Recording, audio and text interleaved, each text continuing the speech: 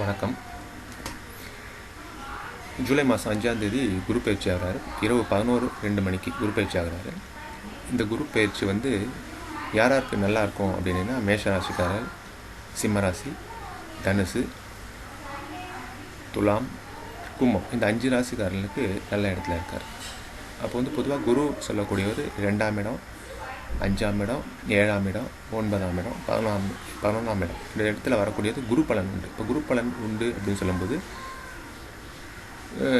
இப்போ திருமணத்துக்காக அந்த வயசில் இருக்கிறாங்க, திருமணத்துக்கு உண்டான வயசில் இருக்காங்க அப்படின்னு சொல்லும்போது அவங்களுக்கு திருமண பலன் ஏற்படும்.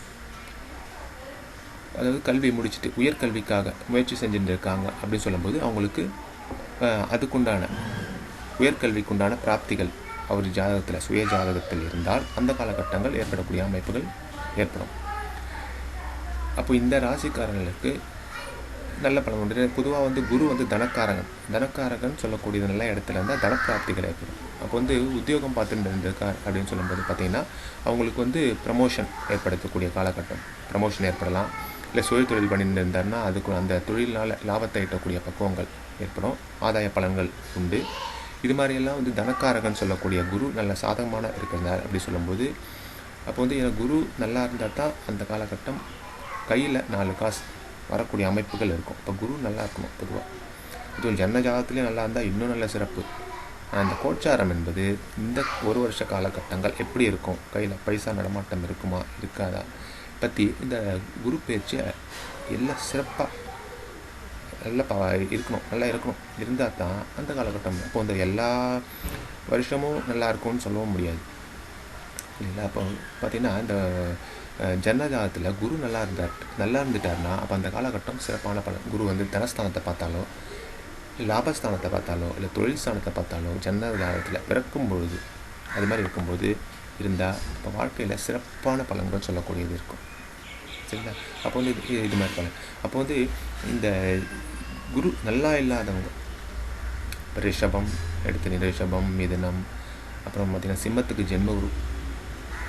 ஜென்மகுரு சொல்லக்கூடியது நல்ல பலன் கிடையாது பொதுவாக. ஜென்மகுருவில் இருந்தாலும், ஆனால் ஜென்மகுரு இருந்தாலும் ராசிக்கு யோகாதிபதி ஜென்மத்தில் வராது. அதாவது ரொம்ப கெடுதல் செய்ய மாட்டார். இடமாற்றங்கள் ஏற்படும், உத்தியோக வகையில் பிரச்சனைகள், சரிங்களா, தனப்பிராப்திகள், இதனாலும் நல்ல பைசா நடமாட்டங்கள் இருந்தாலும் கொடுத்த இடத்துல காசு சரியான சமயத்துக்கு கிடைக்காது. இது மாதிரியெல்லாம் சொல்லக்கூடியதெல்லாம் இந்த சிம்மராசிக்கு ஏற்படும். உடல் ஆரோக்கியத்தில் கவனம் செலுத்தணும் கண்டிப்பாக. ஏன்னா அவங்களுக்கு அர்த்தாஷ்டம சனி வேறு, அர்த்தாஷ்டம சனியாக இருக்கிறதுனால, ஜென்மகுருவாக்குறதுனால உடல் விஷயத்தில் கவனமாக இருக்கணும். அடுத்தது எடுத்துகிட்டா கன்னிராசி. கன்னிக்கு 12ஆம் இடத்துக்கு வரார். இப்போ 12ஆம் இடத்துக்கு வரார் அப்படின்னும்போது விரய குரு, சுப விரயங்கள் பண்ணக்கூடிய அமைப்பில் இருக்கும். வீண் விரயங்கள் இருக்காது, ஆனால் விரயங்கள் அதிகமாக இருக்கும். அது சுப விரயமாக சொல்லக்கூடிய அமைப்பு இருக்கும். ஏன்னா பாதகாதிபதி 12ல் இருக்கிறது ஒரு விதத்தில் நல்லது, கெடுபல் அவ்வளோ செய்ய மாட்டார். அவருக்கு 7.5 முடிஞ்சு போச்சு. இருந்தாலும் இந்த குரு இந்த காலகட்டம் இருக்கிறார். அதுக்கப்புறம் துளாராசி. இப்போ துளாராசி அப்படின்னு சொல்லும்போது பார்த்தீங்கன்னா துலாமுக்கு லாபஸ்தானத்துக்கு வரார், நல்ல பலன் தான். ஆனால் 7.5 முடியலை அப்படி சொல்லும்போது இந்த ஒரு குருனால் கிடைக்கக்கூடிய சாதகமான, கடந்த வருஷம் துளாராசிக்காரர்களுக்கு ரொம்ப பிரச்சனை, சரிங்களா, ரொம்ப பிரச்சனை. அப்படின்னா 10ல் குரு, தொழில் ஸ்தானத்துலேயும் குரு, 7.5 சனி வேறு, இப்படி சொல்லும்போது ரொம்ப பிரச்சனைகள், அதிகமான பிரச்சனைகள் துளாராசிக்காரர்களுக்கு. அடுத்தது விருச்சிகம். விருச்சிகத்துக்கு இப்போ ஜென்மத்தில் சனி, எந்த ஒரு வேலையை எடுத்தாலும் முடியாது, தள்ளி தள்ளி தள்ளி தள்ளி தள்ளி போகக்கூடிய அமைப்புகள் இருக்கும். அது திருமணமாக இருக்கலாம், இல்லை உத்தியோகமாக இருக்கலாம், இல்லை கல்வியாக இருக்கலாம். எதுலேயுமே பார்த்திங்கன்னா டக்குன்னு முடியக்கூடிய அமைப்புகள் இருக்காது. ஆனால் இப்போ 10ஆம் இடத்து குரு வேறு வரார்.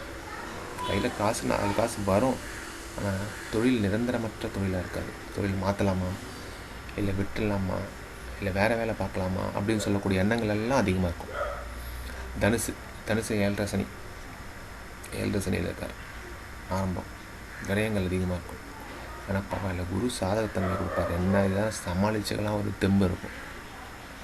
இது மாதிரி சொல்லக்கூடிய அமைப்பெல்லாம் தனுசுக்கு. மகரத்துக்கு அஷ்டம குரு, ஏன்னா சனியினோட லாபத்தில் இருக்க, சனியினோட ஆதாய பலன்கள் இருக்குதுன்னு சொன்னாலும் அஷ்டம குரு. யாரும் நம்பி கொடுக்காதீங்க, காசு கொடுத்தீங்கன்னா வராது, பொருளாதார நெருக்கடியில் இருக்கும். ஏற்கனவே கொடுத்துருந்தாலும் அந்த பணத்தை நீங்கள் எதிர்பார்த்தீங்கன்னா இந்த காலகட்டம் வரவே வராது. இந்த ஜூலையில் இருந்து மருந்து ஒரு 50 ரூபா வரும் அப்படின்னா அதில் 10 ரூபா, 15 ரூபா, 20 ரூபா, அது மாதிரி சிறுகு தான் வரும். கும்பராசிக்கு பரவாயில்ல, 7 குரு பிரச்சனை இல்லை, 10 சனி இருக்கார் பார்த்துக்கலாம். ஆனால் வந்து மீனத்துக்கு வந்து 6 குரு வரார். பார்வை பலன்கள் கூட இந்த இடத்துல இருந்தாலும் பார்வை பலன் சொல்லக்கூடியது 5ஆம் இடம், 7ஆம் இடம், 9ஆம் இடம், இந்த இடத்துல பார்வை பார்க்குறது சிறப்பு. இப்போ துளாராசிக்கு எடுத்துட்டீங்கன்னா லாபஸ்தானத்துலேருந்து 3ஆம் இடத்தை பார்க்குறாரு. 3ஆம் இடம் வந்து அதாவது தைரிய வீரியஸ்தானம், முயற்சிகள் பலிதமாக. எதிர்காலையிலேருந்து முயற்சிகள் பார்த்தா ஒன்றும் பண்ணுவார், சரி வராதுனால இப்போ முயற்சிகள் சாதகத்தன்மையாக இருக்கும். 5ஆம் இடம் பிள்ளைகளை பற்றி, இப்போ பிள்ளைகள் சம்மந்தப்பட்ட வகையில் ஒரு சந்தோஷங்கள் இருக்கும், அந்த வகையில் நல்ல பலன்கள் இருக்கும். இப்போ திருமணமாக இருந்தார் அப்படின்னா அவங்களுக்கு புத்திர பிராப்திகள் ஏற்படுத்தக்கூடிய அமைப்புகள் இருக்கும், இதுக்கு இருக்கும். 2வது 7ஆம் இடத்தை இப்போ கலத்திரஸ்தானத்தை பார்க்குறாரு. அப்போது வந்து கலத்திரஸ்தானத்தை பார்க்குறாரு, அவங்களுக்கு குடும்பத்தில் உள்ள ஒற்றுமை, திருமணமாக இருந்தால் குடும்பத்தில் உள்ள அவங்களுக்கு ஒற்றுமைகள் இருக்கும். இது மாதிரி சொல்லக்கூடிய பார்வை பலன்கள் உண்டு. அப்போ வந்து குரு பார்க்கக்கூடிய நம்ம எந்த இடத்துல இருந்தாலும் அவங்க பார்க்கக்கூடிய பார்வைகள் விசேஷ பார்வை.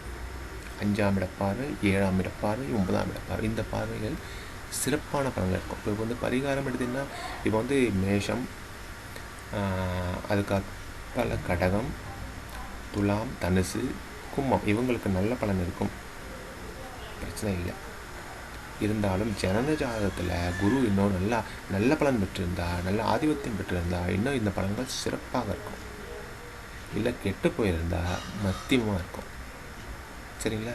அப்படி சொல்லக்கூடியது. ஆனால் இந்த மற்ற வாழ்க்கை இப்போ நான் இந்த 5 ராசி சொன்னதை தவிர்த்து மீதி இருக்கக்கூடிய 7 ராசிக்காரர்களுக்கு ரொம்ப மோசமான பலன் கிடையாது. அவங்க ஜனன ஜாதகத்தில் குரு நல்ல சாதகத்தன்மை பெற்றிருந்தால் கெடுபலன்கள் குறைவாக ஏற்படும். மோசமாக இருக்கக்கூடிய அமைப்புகள் இருந்தால் தான் அவங்களுக்கு அதிகமான பாதகத்தன்மை கொடுக்குமே தவிர நீங்கள் ஒன்றும் பயப்பட வேண்டிய அவசியம் கிடையாது. இந்த குரு சொல்லக்கூடியவர் உங்களுக்கு வந்து பொதுவாக பார்த்தீங்கன்னா இந்த ராசிக்காரங்கள் 5 ராசியை தவிர்த்து மற்ற ராசிக்காரங்கள் இருக்காங்க இல்லையா, அவங்க வந்து கண்டிப்பாக வேலைக்கிழமை தோறும் தட்சிணாமூர்த்தி வழிபாடு பண்ணிட்டு வரணும். குரு காயத்ரி படிக்கிறீங்க இல்லையா, அது கண்டிப்பாக 5லேருந்து 6:30 வேலைக்கிழமை தோறும் குரு காயத்ரி படிச்சுட்டு கண்டிப்பாக வரணும். வேலைக்கிழமை தோறும் குரு பகவான் வழிபாடு பண்ணிட்டு வாங்க, எல்லாம் நல்லபடியாக நடக்கும். குருவை வழிபடுங்க, குரு பார்க்க கோடி நன்மை. குருவை வழிபட்டு வந்திருந்தால் உங்களுக்கு எந்த ஒரு பிரச்சனைகளும் வராது. உங்களுக்குன்னு ஒரு குருவை தேர்ந்தெடுத்து இல்லை ஏற்கனவே தேர்ந்தெடுத்திருப்பீங்க, அவங்களையே நீங்கள் வழிபட்டு வாங்க. தினந்தோறும் வழிபட்டு வந்தீங்கன்னா உங்களுக்கு எந்த வித கெடுபலன்களும் வராது. குரு பார்க்க கோடி நன்மை, குருவருள் இன்றி திருவருள் இல்லை. இது மாதிரி நிறைய வாசகங்கள் மகான்கள் சொல்ல வைக்கப்பட்டிருக்கு.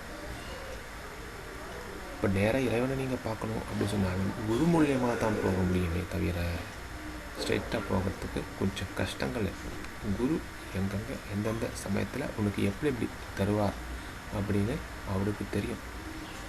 அப்போ நீங்கள் அவரை பிடிச்சிங்கன்னா கண்டிப்பாக நீங்கள் வந்து பிரச்சனைகள் இன்றி வாழ்க்கையில் ஏற்படக்கூடிய பிரச்சனைகள் ஏற்பட்டாலும் அதை சமாளிக்கக்கூடிய தெம்புகள், தைரியம் இதெல்லாம் கிடைக்கும். அதனால் நீங்கள் குருவை வழிபட்டு வாங்க.